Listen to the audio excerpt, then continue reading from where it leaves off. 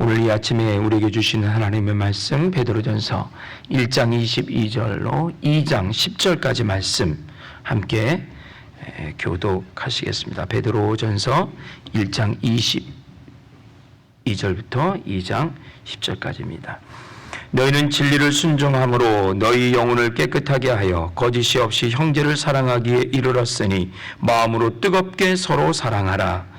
너희가 거듭난 것은 썩어질 씨로 된 것이 아니요 썩지 아니할 씨로 된 것이니 살아있고 항상 있는 하나님의 말씀으로 되었느니라. 그러므로 모든 육체는 풀과 같고 그 모든 영광은 풀의 꽃과 같으니 풀은 마르고 꽃은 떨어지되 오직 주의 말씀은 세세토록 있도다 하였으니 너희에게 전한 복음이 곧 이 말씀이니라. 그러므로 모든 악독과 모든 기만과 외식과 시기와 모든 비방하는 말을 버리고 갓난아기들 같이 순전하고 신령한 젖을 사모하라. 이는 그로 말미암아 너희로 구원에 이르도록 자라게 하려 함이라. 너희가 주의 인자하심을 맛보았으면 그리하라. 사람에게는 버림받았으나 하나님께는 택하심을 입은 보배로운 산돌이신 예수께 나아가 너희도 산돌같이 신령한 집으로 세워지고 예수 그리스도로 말미암아 하나님이 기쁘게 받으실 신령한 제사를 드릴 거룩한 제사장이 될지니라. 성경에 기록되었을 때 보라 내가 보배로운 보통이 둘이 시온에 두노니 그를 믿는 자는 부끄러움을 당하지 아니하리라 하였으니 그러므로 믿는 너희에게는 보배이나 믿지 아니하는 자에게는 건축자들이 버린 그 돌이 모퉁이의 머릿돌이 되고 또한 부딪히는 돌과 걸려 넘어지게 하는 바위가 되었다 하였느니라. 그들의 말씀이 순종하지 아니하므로 넘어지나니 이는 그들이 이렇게 정하신 것이라. 그러나 너희는 택하신 족속이요 왕같은 제사장들이요 거룩한 나라요 그의 소유된 백성이니 이는 너희를 어두운 데서 불러내어 그의 기이한 빛에 들어가게 하시니의 아름다운 덕을 선포하게 하려 하심이라. 너희는 전에는 아니더니 이제는 하나님의 백성이요 전에는 국류를 얻지 못하였더니 이제는 국류를 얻는 자니라. 아멘.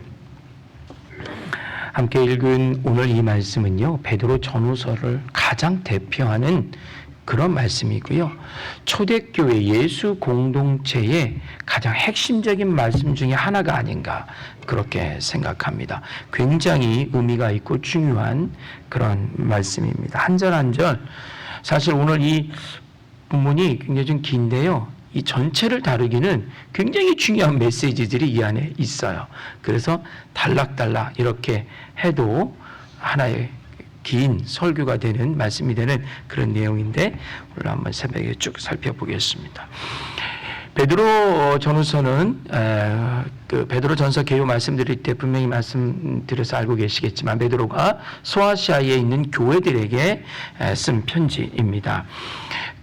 이 교회들은 변함없이 예수를 따른다는 그 이유 하나 때문에 로마로부터 박해를 받고 있었습니다. 로마로부터 박해를 받고 있는 이 역사적인 사실, 이 현실 속에 이들이 예수를 따라가면서 신앙을 지키고 있었다라고 하는 거, 그리고요, 그게 첫 번째고요. 두 번째는 뭐냐면 유대에서 시작된 예수 종교, 유대에서 시작된 예수님을 추종하는 사람들이 만든 그런 운동, 그런 종교였는데 이 종교가, 이 운동이 유대교를 벗어나 확장된 구원이죠.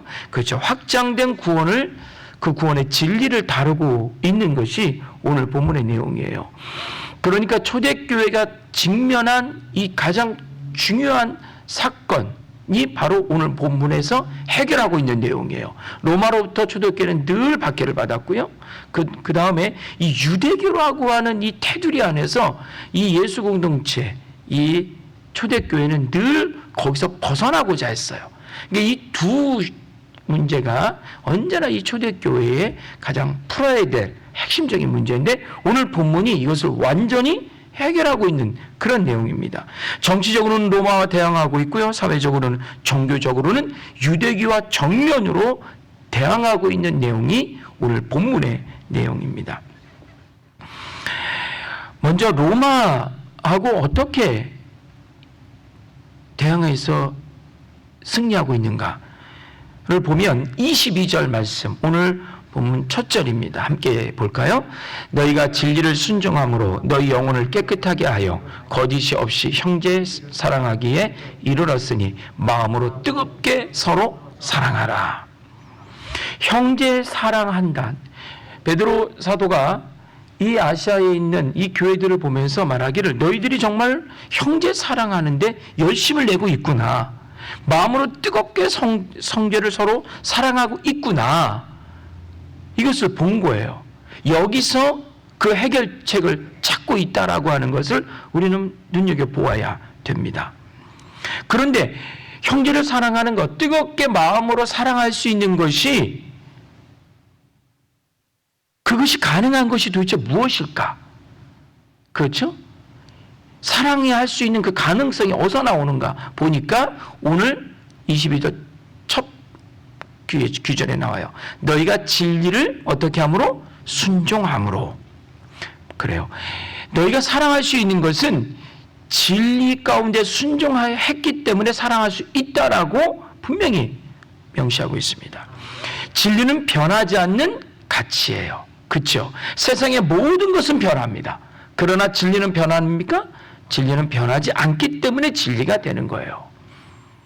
이 가치, 진리에 순종하니 사랑할 수밖에 없다. 이 세상의 모든 진리와 이 세상의 모든 참된 가치의 마지막 결론, 종착역이 어딘지 아십니까? 그것은 바로 사랑이에요. 사랑. 수많은 인류가, 수많은 세대가, 수많은 인종들이 그들의 나름대로 진리를 찾고 가치를 찾고 이것이 지구한 우리 공동체의 최고의 진리야 라고 했을 때 그 모든 진리의 종착역은, 결론은 바로 사랑이라고 하는 거예요. 사랑의 가치를 빼면 그 어떤 것도 진리가 될 수 없어요. 굉장히 중요한 겁니다. 그렇기 때문에 진리를 알고 진리에 순종하면 무엇을 할 수밖에 없다? 사랑할 수밖에 없다. 진리를 알면 알수록, 더 깊은 진리의 자리에 들어가면 들어갈수록 우리는 더 깊은 뜨거운 사랑을 할 수밖에 없다. 이것입니다. 그 이유는 진리의 주체이신 하나님은 사랑이시기 때문에 그렇습니다. 진리는 하나님이시거든요. 진리를 알면 알수록, 하나님을 우리가 알면 알수록 우리는 어떻게? 사랑할 수밖에 없는 거예요. 뭐 다양한 이론적, 논리적 그 어떤 것으로 설명하려고 해도 진리는 결론은 무엇이다? 사랑이다. 사랑할 수밖에 없어요.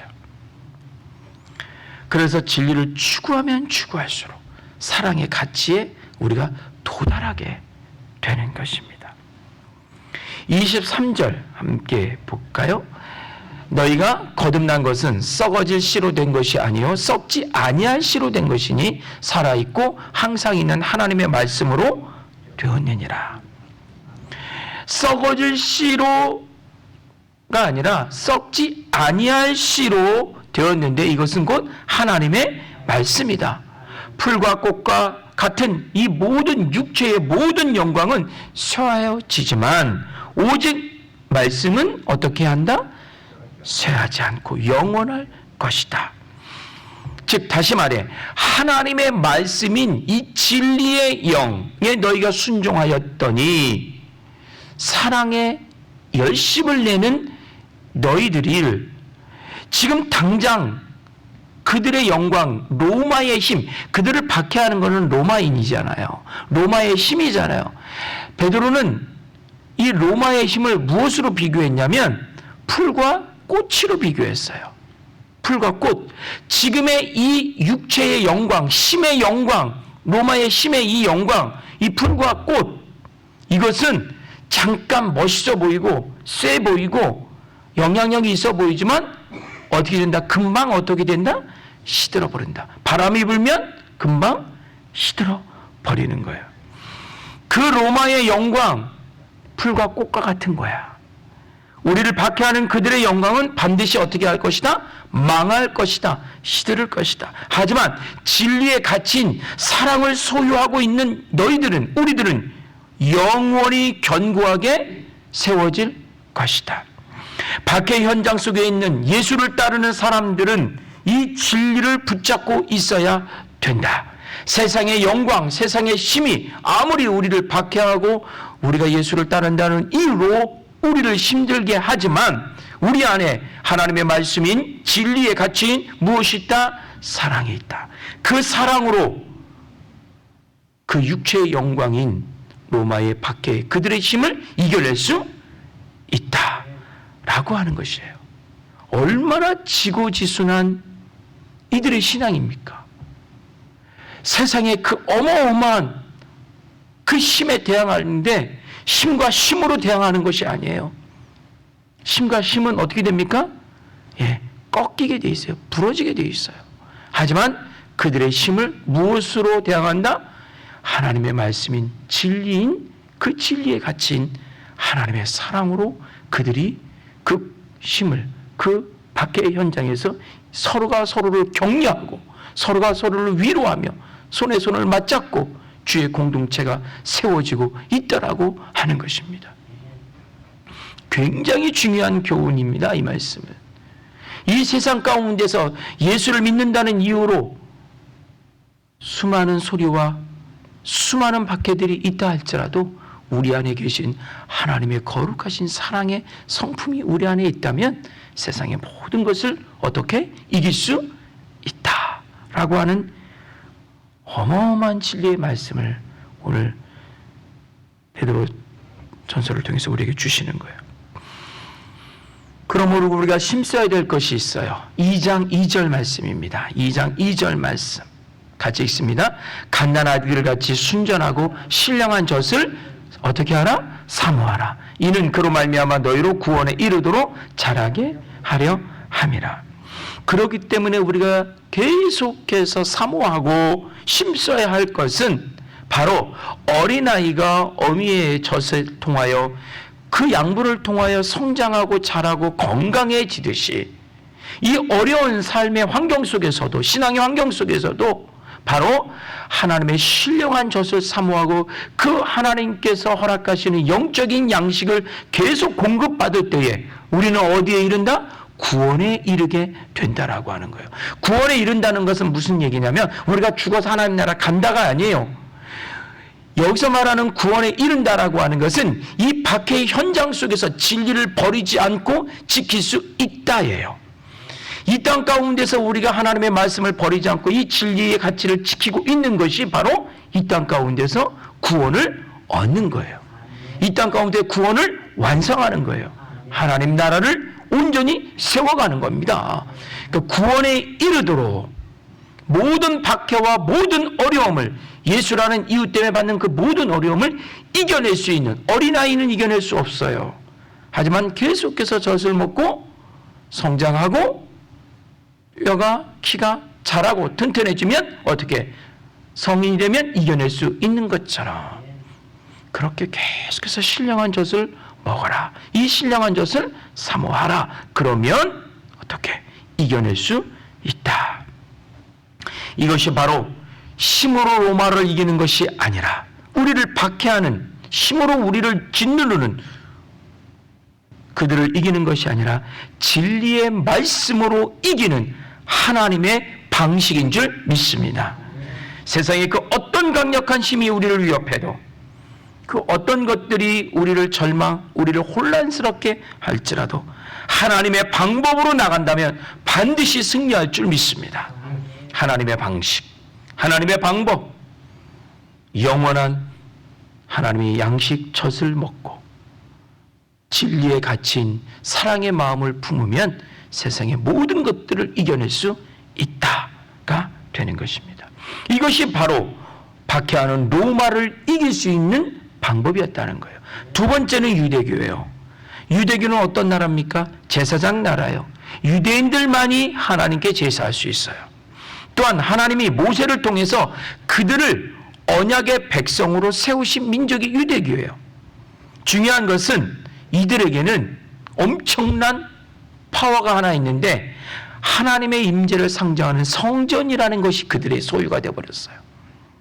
그렇기 때문에 언약의 백성인 유대인들이 유대 땅에서 유대에 있는 성전에서 제사를 드릴 때 구원이 임한다예요. 이것이 바로 지금까지의 구원의 논리고 구원의 방식이었던 거예요. 언약의 백성인 유대인들이 언약의 땅에서, 약속하신 땅에서, 그리고 성전에서, 하나님의 임재를 상징하는 성전에서 제사를 드릴 때 구원이 임한다. 하지만 오늘 본문은 구원의 새로운 성전인 예수 그리스도가 친히 건축물의 모퉁이 돌이 되셨다라고 표현하고 있어요. 즉 다시 말해 예수 그리스도가 새로운 성전이 되셨다라고 하는 것을 말하는 거예요. 그러니까 너희들이 예루살렘에 있는 저 성전에 가서 제사를 드리고 제사를 드려야 구원에 이르는 것이 아니라 새로운 성전인 누구? 예수 그리스도 안에 있으면 너희들이 이곳에서 온전한 하나님 앞에 제사, 즉 예배를 드리게 되는 것이며 그 제사와 그 예배를 통하여 구원에 이르게 된다가 되는 것입니다. 그런데 이 모퉁이 돌인 예수가 오늘 본문에 보니까 버려졌다고 그랬어요. 버린 돌이라고 그랬어요. 즉 다시 말해 아까 말씀드린 유대, 언약 백성, 성전, 유대 땅, 제사라고 하는 그들의 구원에서 기준에 보면 예수님은 어떤 존재입니까? 그렇죠. 아무 의미도 없는 그런 존재예요. 왜? 그들이 구원의 기준이니까. 그것이 구원의 조건이니까. 그대로 해야만, 그곳에서 제사해야만 구원을 얻을 수 있으니까. 그러니까 예수는 어떻게? 당연히 버려질 수밖에 없는 것이죠. 하지만 그 버려진 쓸모없는 돌인 그 예수님이 새로운 건축자의 쓰임을 받아 성전 건축자의 가장 중요한 모퉁이 돌이 되었다라고 하는 것입니다. 7절 말씀을 함께 볼까요? 함께 봅니다. 그러므로 믿는 너희에게는 보배이나 믿지 아니하는 자에게는 건축자들이 버린 그 돌이 모퉁이의 머릿돌이 되었다. 건축물에서 이 당시에 모든 건축물은 다 돌로 지었습니다. 지금은 뭐 콘크리트나 이런 것을 믹싱해서 이렇게 짓지만 이 당시는 모든 것이 다 돌이에요. 그래서 모든 돌의 양쪽 동서남북 네 모퉁이에 있는 이 돌이 가장 핵심적인 돌입니다. 이 돌을 빼면 이 건물은 어떻게 그대로 무너지는 거예요. 모퉁이 돌이 가장 핵심적인 돌이에요. 그래서 가장 튼튼하고 견고한 돌을 모퉁이에 둡니다. 그 버려진 예수님이 이 모퉁이 돌이 되셨다라고 하는 거예요. 또한 새로운 구원의 성전에서 새로운 제사장을 지금 주님이 택하셨는데 이미 선택된 유대의 제사장이 아닌 신령한 제사를 드릴 새로운 거룩한 제사장으로 예수 그리스도로 말미암아 세웠다라고 하는 것입니다. 그렇다면 어떤 이들이 거룩한 제사장이 될 수 있을까요? 본문을 계속 연결하면 바로 예수 그리스도 안에서 박해의 현장 속에 있지만 진리의 가치인 사랑의 가치를 실현하는 자들에게 그 역할을 맡기시겠다라고 하는 거예요. 예수 때문에 당하는 그 박해의 현장에서 믿음을 잃지 않고 있는 자들에게 거룩한 제사장의 직분을 주시겠다라고 하는 겁니다.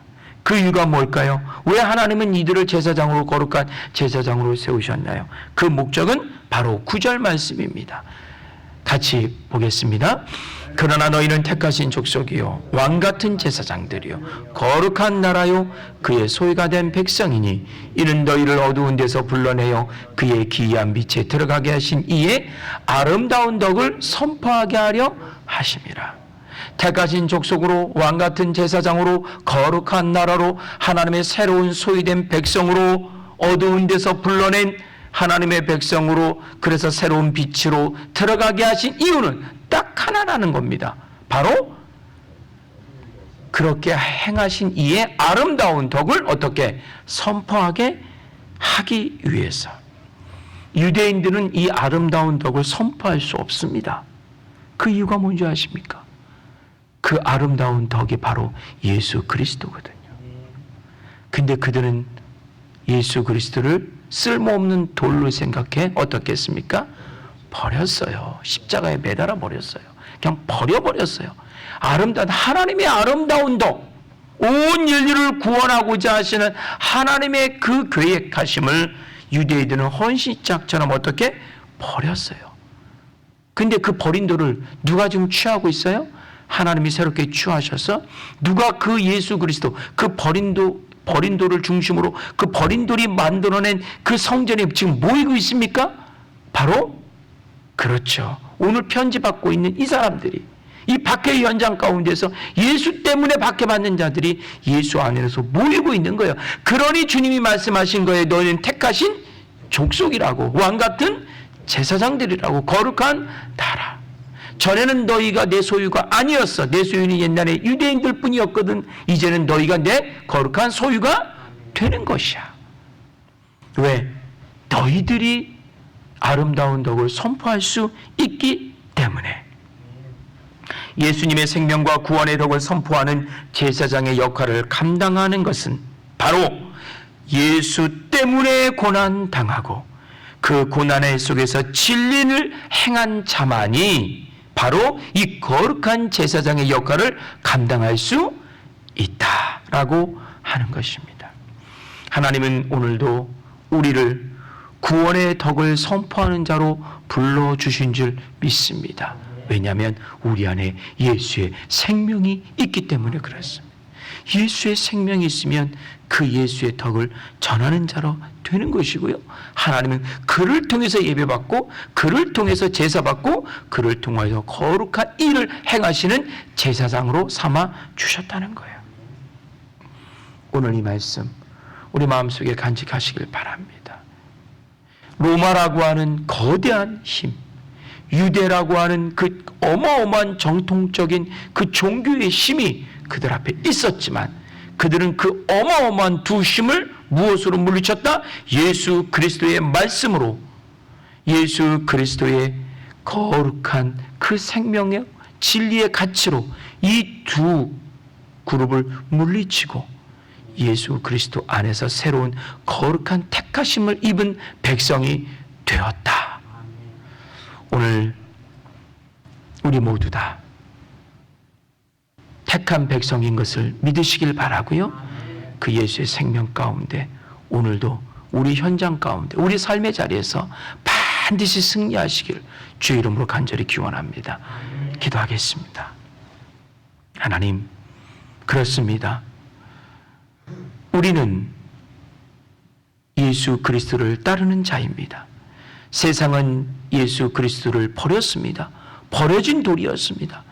하지만 그 버려진 돌을 중심으로 우리는 모였고 그 예수의 생명과 그 진리의 가치가 우리 마음속에 있습니다. 이 거룩한 예수의 생명을 주신 하나님 감사합니다. 이 영원한 생명을 우리가 내려놓지 않게 하여 주옵시고 거룩한 제사장으로 거룩한 백성으로 우리를 불러주셨사오니 하나님의 거룩한 생명의 덕을 증거하는 자로 우리가 이 땅 가운데 살아가게 하여 주시옵소서. 오늘도 세상 가운데 있지만 세상에 속한 자가 되지 않게 하여 주옵시고 세상 가운데 주의 말씀의 진리로 승리하는 자들이 될 수 있도록 은혜를 더하여 주옵소서. 감사하오며 예수님 이름으로 기도드립니다. 아멘.